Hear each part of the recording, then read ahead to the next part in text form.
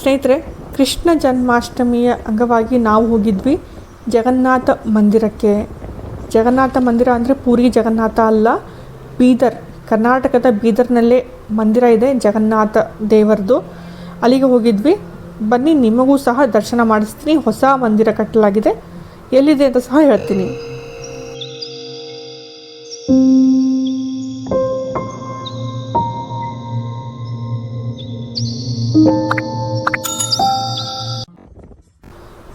ನಮಸ್ಕಾರ ಸ್ನೇಹಿತರೆ, ಪವಿತ್ರಾಸ್ ಬ್ಲಾಗ್ಗೆ ನಿಮಗೆಲ್ಲ ಸ್ವಾಗತ. ಸ್ನೇಹಿತರೆ, ಜಗನ್ನಾಥ ಮಂದಿರಕ್ಕೆ ಕರ್ಕೊಂಡು ಹೋಗ್ತಾ ಇದ್ದೀನಿ ನಿಮಗೆ. ಈ ಮಂದಿರ ಇರೋದು ಬೀದರ್ನಲ್ಲಿ. ಬೀದರ್ನಿಂದ ಒಂದು ಸ್ವಲ್ಪನೇ ದೂರ ಇದೆ, ಒಂದು ಬಹಳಷ್ಟು ಅಂದರೆ ಒಂದು 10 ಕಿಲೋಮೀಟರ್ ಅಂತೂ ಸಹ ಇಲ್ಲ. ಬೀದರ್ನಿಂದ ಸ್ವಲ್ಪ ಹೊರಗಡೆ ಬಂದರೆ ಮಂದಿರ ಇದೆ ಸ್ನೇಹಿತರೆ. ಚಿಕ್ಕಪೇಟ್ ಅಂತ ಒಂದು ಊರಿದೆ, ಆ ಊರಿನಿಂದ 2 ಕಿಲೋಮೀಟರ್ ನಡಿಗೆ ಅಲ್ಲಿ ಈ ಮಂದಿರ ಸಿಗುತ್ತೆ. ಚಿಕ್ಕಪೇಟ್ ಊರಲ್ಲಿ ಬಂದು ಆ ಚೌರಸ್ತೆ ಇದೆಯಲ್ಲ, ಅಲ್ಲಿ ಬಂದು ಕೇಳ್ರಿ, ಯಾರು ಸಹ ಹೇಳ್ತಾರೆ ಜಗನ್ನಾಥ ಮಂದಿರ ಎಲ್ಲಿದೆ ಅಂಥೇಳಿ. ಶ್ರೀಕೃಷ್ಣ ಜನ್ಮಾಷ್ಟಮಿಯ ಅಂಗವಾಗಿ ಇಲ್ಲಿ ಬೀದರ್ ನಗರದಿಂದ ಸ್ವಲ್ಪ ಹೊರಗಡೆ ಪ್ರಶಾಂತವಾದ ವಾತಾವರಣದಲ್ಲಿ ಕಟ್ಟಲಾಗಿದೆ ಮಂದಿರ.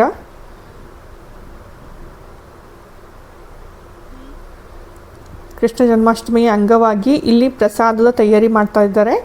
ಯಾರು ಉಪವಾಸ ಇಲ್ವಲ್ಲ ಅವರಿಗೋಸ್ಕರ 4 ಗಂಟೆಯಿಂದ 7 ಗಂಟೆಯವರೆಗೆ ಪ್ರಸಾದ ಕೂಡ ಇರುತ್ತೆ.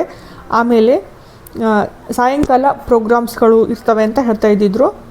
ಅದಕ್ಕೋಸ್ಕರ ಇಲ್ಲಿ ತಯಾರಿ ಎಲ್ಲ ಮಾಡ್ತಾ ಇದ್ದಾರೆ. ನಾವು ಹೋಗಿದ್ದು ಮಧ್ಯಾಹ್ನ 2 ಗಂಟೆ ಆಗಿತ್ತು. ನಾವು ಹೋಗೋಷ್ಟರೊಳಗಡೆ ಕೂಡ ಏನೋ ಪ್ರೋಗ್ರಾಮ್ಸ್ ಎಲ್ಲ ಮಾಡಿದ್ರು.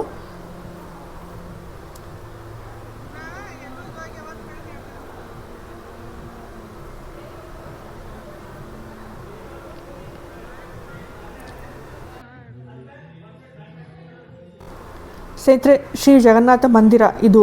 ಆದ್ದರಿಂದ ಪೂರಿ ಜಗನ್ನಾಥ್ನಲ್ಲಿ ಹೇಗೆ ರಥಯಾತ್ರೆ ತೆಗಿತಾರಲ್ಲ, ಇಲ್ಲೂ ಸಹ ರಥಯಾತ್ರೆಯನ್ನು ತೆಗಿತಾರೆ. ನೂತನ ಮಂದಿರ 2 ವರ್ಷನೂ ಆಗಿಲ್ಲಲ್ಲ, ಆದರೆ 2 ಸರ್ತಿ ಇವಾಗ ರಥಯಾತ್ರೆಯನ್ನು ತೆಗೆಯಲಾಗಿದೆ. ಮೊನ್ನೆ ಅಂದರೆ ಇವಾಗ ಜೂನ್ನಲ್ಲೇ ರಥಯಾತ್ರೆಯನ್ನು ತೆಗೆಯಲಾಗಿತ್ತು. ಜೂನ್ನಲ್ಲಿ ಪೂರಿ ಜಗನ್ನಾಥ ಮಂದಿರದಲ್ಲಿ ರಥಯಾತ್ರೆ ತೆಗಿತಾರೆ ಸ್ನೇಹಿತರೆ. ಅವತ್ತಿನ ದಿವಸನೇ ಶ್ರೀ ಸತ್ಯನಾರಾಯಣ ಮಂದಿರದಿಂದ ಇಲ್ಲಿವರೆಗೆ ರಥಯಾತ್ರೆಯನ್ನು ತೊಗೊಂಡು ಬರ್ತಾರೆ. ಅದು ಕೂಡ ತುಂಬ ನೋಡೋ ಹಾಗಿರುತ್ತೆ. ನಾನು ಇವಾಗಂತೂ ರಥಯಾತ್ರೆ ತೆಗೆಯೋದಿಲ್ಲ, ಆದರೆ ಜೂನ್ನಲ್ಲಿ ತೆಗಿತಾರೆ. ಆವಾಗ ಖಂಡಿತ ಒಂದು ವ್ಲಾಗ್ ಖಂಡಿತ ಮಾಡ್ತೀನಿ.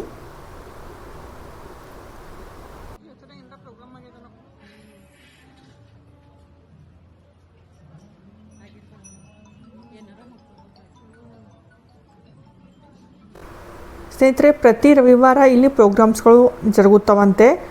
ಆಮೇಲೆ ಸಂಜೆ 4 ಗಂಟೆಯಿಂದ 7 ಗಂಟೆಯವರೆಗೆ ಪ್ರವಚನ ಕಾರ್ಯಕ್ರಮ, ಮತ್ತು ಈ ಪ್ರತಿ ಸಾರಿ ಒಬ್ಬೊಬ್ಬ ಪ್ರಭುಜಿಗಳು ಬಂದು ಇಲ್ಲಿ ಪ್ರವಚನ ಮತ್ತು ಉಪದೇಶ ಇದೆಲ್ಲ ಕೊಡ್ತಾರಂತೆ. ಯಾರಾದರೂ ಇಂಟ್ರೆಸ್ಟ್ ಇದ್ದಲ್ಲಿ ಖಂಡಿತ ಹೋಗಿ ಪ್ರವಚನ ಕೇಳಬಹುದು. ಅಥವಾ ಪ್ರತಿ ರವಿವಾರ ನೀವು ಹೋಗಿದ್ದರೆ ಏನಾದರೂ ಪ್ರೋಗ್ರಾಮ್ಸ್ಗಳು ಇದ್ದೇ ಇರುತ್ತವೆ. ಆಮೇಲೆ ಸಾಯಂಕಾಲ 4 ಗಂಟೆಯಿಂದ 7 ಗಂಟೆವರೆಗೆ ಪ್ರಸಾದ ಎಲ್ಲ ಪ್ರೋಗ್ರಾಮ್ಸ್ಗಳನ್ನು ಮಾಡ್ತಾರಂತೆ. ಇಲ್ಲಿ ನೋಡಿ, ಗೋಶಾಲೆ ಇದೆ.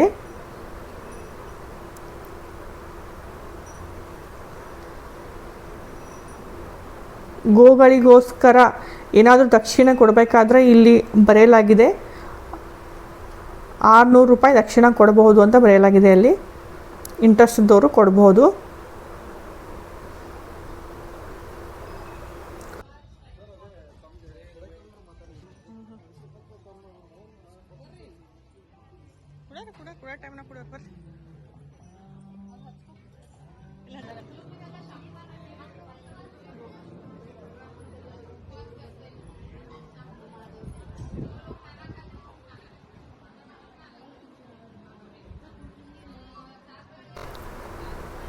ಸ್ನೇಹಿತರೆ, ಈ ವ್ಲಾಗ್ ಇಷ್ಟ ಆದಲ್ಲಿ ಖಂಡಿತ ಶೇರ್ ಮಾಡಿ, ಲೈಕ್ ಮಾಡಿ, ಸಬ್ಸ್ಕ್ರೈಬ್ ಮಾಡಿ.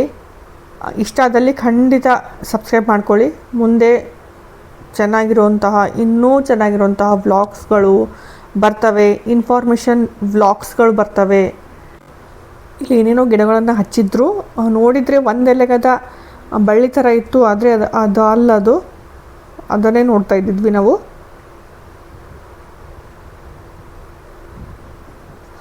ಓಕೆ ಸ್ನೇಹಿತರೆ, ನೀವು ಬೀದರ್ದವರಾದರೆ ಖಂಡಿತ ಬನ್ನಿ, ಒಂದು ಸರ್ತಿ ದರ್ಶನ ಮಾಡ್ಕೊಳ್ಳಿ. ಬೀದರ್ನಿಂದ ಹೊರಗಡೆಯವರು ಇದ್ದರೂ ಸಹ ಇಲ್ಲಿಗೆ ಬಂದಿದ್ದೀರಿ ಅಂದಲ್ಲಿ ಖಂಡಿತ ಬಂದು ದರ್ಶನ ಮಾಡ್ಕೊಳ್ಳಿ. ತುಂಬ ಚೆನ್ನಾಗಿದೆ ಮಂದಿರ, ಪ್ರಶಾಂತವಾದಂತಹ ವಾತಾವರಣ. ಬಂದು ಒಂದು ಸ್ವಲ್ಪ ಹೊತ್ತು ಕುಂತು ಹೋಗ್ಬೋದು, ಮನಸ್ಸಿಗೆ ಒಂಥರ ನೆಮ್ಮದಿ ದೊರಕುತ್ತೆ.